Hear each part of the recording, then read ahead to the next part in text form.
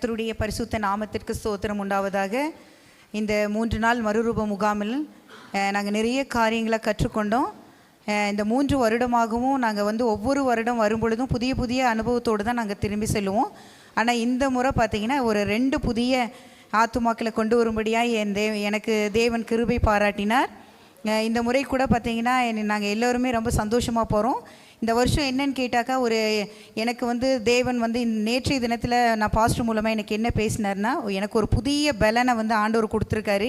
ஒரு புதிய எழுப்புதலுக்குள்ளே நான் கடந்து செல்லணும். நான் இருக்கிற இடத்துல நான் இன்னும் அதிகமாக ஜெபிக்கணும், இயேசுவை பற்றி நான் மற்றவங்களுக்கு சொல்லணும் அப்படின்ற ஒரு வைராக்கியத்தை என் தேவன் எனக்குள்ளே ஊற்றியிருக்காரு. இந்த 2 நாட்கள் எனக்கு ரொம்ப பிரயோஜனமாக இருந்தது. அதுக்காக நான் தேவனுக்கு நன்றி செலுத்துகிறேன். நீரோ மாறாதவர், உமது ஆண்டுகள் முடிந்து போவதில்லை. நீரோ மாறாதவர், உமது ஆண்டுகள் முடிந்து போவதில்லை. அத்திமரம் துளிர் விடாமல் போனாலும், திராட்சை செடியின் பலன் அழிந்தாலும், அத்திமரம் துளிர் விடாமல் போனாலும், திராட்சை செடியின் பலன் அழிந்தாலும், மந்தைகள் முதலற்று போனாலும், மகிழ்ச்சியுடன் உம்மை ஆராதிப்பேன். நீரோ மாறாதவர், உமது ஆண்டுகள் முடிந்து போவதில்லை. வருஷத்தை நன்மையால் முடிசூட்டுகிறீர், பாதையெல்லாம் நெய்யாய் பொழிய செய்தீர். வருஷத்தை நன்மையால் முடிசூட்டுகிறீர், பாதையெல்லாம் நெய்யாய் பொழிய செய்தீர். ஆசீர்வதிக்கும் அன்பு தெய்வமே, அனுதினமும் ஓடு நடந்திடுவேன். ஆசீர்வதிக்கும் அன்பு தெய்வமே, அனுதினமும் ஓடு நடந்திடுவேன். நீரோ மாறாதவர், உமது ஆண்டுகள் முடிந்து போவதில்லை. ஸ்தோத்திர. கர்த்தருடைய மகா பரிசுத்த நாமத்திற்கு மகிமை உண்டாவதாக. என்னையும் என் தேவனை கர்த்தர் சாட்சியாய் நிறுத்தியிருக்கிறார். அதற்காக நான் கொடான கொடி நன்றி பலிகளை நான் ஏறெடுக்கிறேன். இந்த பாட்டு எனக்கு என் வாழ்க்கையிலே மறக்க முடியாத பாட்டு. ஸ்தோத்திரம். இது என் ஃபேவரட் பாட்டும் கூட. நான் 2025 ஏப்ரல் 27 என் வாழ்க்கையில் ஒரு மறக்க முடியாத நாள். எனக்கு நேற்று பாஸ்டர் கூட இது குறித்து சாட்சி சொன்னார்.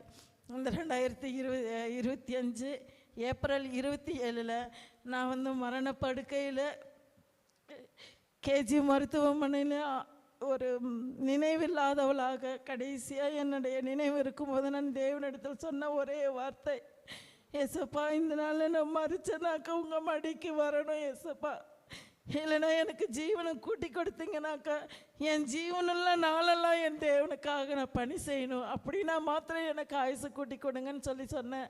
அதே போல் எனக்கு அந்த நாளில் என் நினைவுகளோடு நான் சொன்ன வார்த்தை இதுதாங்க கடைசி வார்த்தை. அதுக்கப்புறம் அந்த நீர் எடுத்து அதுக்கப்புறம் 2 நாள் அடுத்த நாள் தான் எனக்கு நினைவே வந்துச்சு.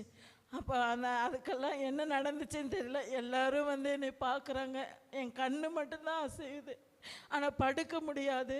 இந்த சைடும் படுக்க முடியாது, இந்த சைடு திரும்பி படுக்க முடியாது, மலக்காவும் படுக்க முடியாது. அப்படியே இந்த உட்காந்துட்டு சாஞ்சு அப்படியே பேக் ரெஸ்ட் வச்சு உட்காந்து சூழ்நிலையில் தான் நான் காணப்பட்டேன்.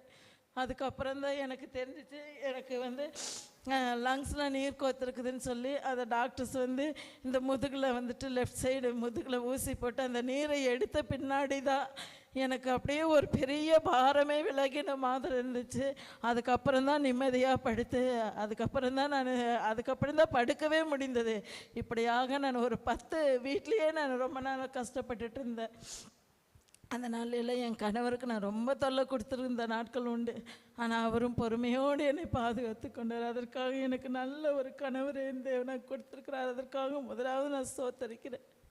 அதுபோல் என்னை என் வாழ்க்கையில் என் தேவன் செய்த அற்புதத்துக்கு அடையாளத்துக்கு அளவே இல்லைங்க. நேற்று கூட நான் எதிர்பார்க்கல.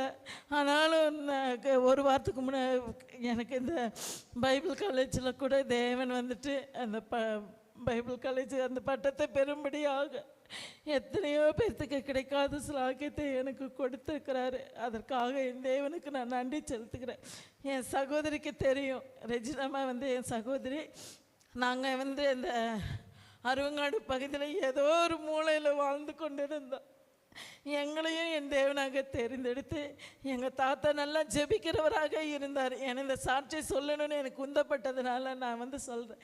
இன்றைக்கி எங்கள் தாத்தாவுடைய ஜெபமானது என்னை இங்கே ஒளிக்கரியாக நிறுத்தி இருக்குது. எங்கள் குடும்பத்தில் 2 பேர் ஊழியம் செய்கிறோம். நான் ஊழியம் செய்கிறேன், என் தம்பி ஊழியம் செய்கிறான். கர்த்தருக்கு மகிமை உண்டாவதாக.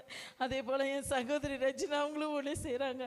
எங்கள் நேசமணி பெரியசாமி குரூப்புன்னு சொல்லி எங்களுடைய தாத்தாவுடைய வம்சம். நாங்கள் இதில் நிறைய பேர் ஊழியக்காரங்களாக இருக்கிறாங்க. அதற்காக என் தேவனாய் கர்த்தரை ஸ்தோத்தரிக்கிறேன். இதெல்லாம் காரணம் எங்கள் தாத்தாவுடைய ஜெபம். இன்றைக்கு நான் இங்கே நிற்கிறேன், நான் ஊழியக்காரியா, அது என் தாத்தாவுடைய ஜெபமும் அவர் வழி நடத்துதலாம்.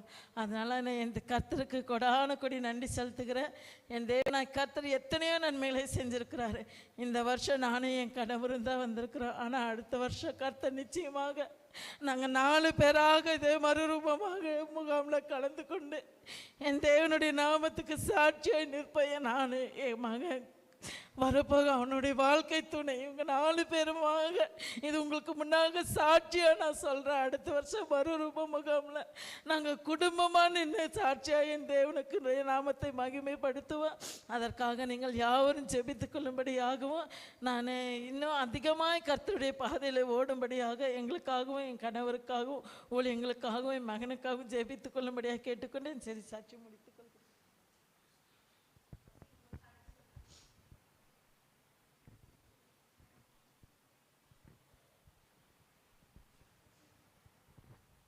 கர்த்தருக்கு ஸ்தோத்திரம். 2013 23வது வருஷம் இன்றைக்கி சாட்சி ஆண்டவர் என்னை நடத்திருக்கு. எங்கள் வீட்டுக்காரர் இறந்து திடீர்னு மரணம். 2 பேரும் வேலைக்கு போகும்போது தேன் பூச்சி கடிச்சு இறந்துட்டார். ஆனால் ஒன்றுமே தெரியாது ஆண்டவருக்குள்ளார். எனக்கு ஜபன்னு என்னன்னே தெரியாது எனக்கு. ஆனால் 1.5 வருஷம் எங்கள் வீட்டுக்காரர் இருக்கும்போது இந்த ஜெபிக்கு போவேன், ஜப் பண்ணுவேன். அப்படியே ஒரு இதாகவே இருப்பேன். எதுவுமே ஒரு 4 பக்கம் போகிறதுக்கா எதுக்குமே இல்லை. எல்லாம் எங்கள் வீட்டுக்காரர் தான் வேண்டுக்கிறதுக்கு எல்லாமே போய் கொண்டு வந்து வச்சுருவார். 4 செவத்துக்குள்ளாரே இருந்து இந்த அளவுக்கு இந்த 3 வருஷமாக நடத்தின கிருபிக்கு இந்த அளவுக்கு காரணம்னா கண்மேலி குழுவுதான். ஜபன்னா என்னன்னு கற்றுக் கொடுத்தது கண்மேலி குழுவுதான். சிஸ்டர் சொல்லுவாங்க, நீங்கள் தெரிஞ்சது ஜபிங்க, உங்களோட வாழ்க்கை மாறுமான்னு அடிக்கடி சொல்லுவாங்க சிஸ்டர்.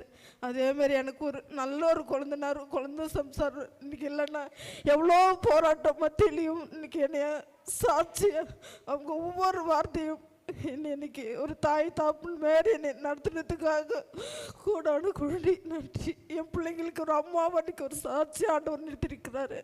கூடானு கூடி நன்றி.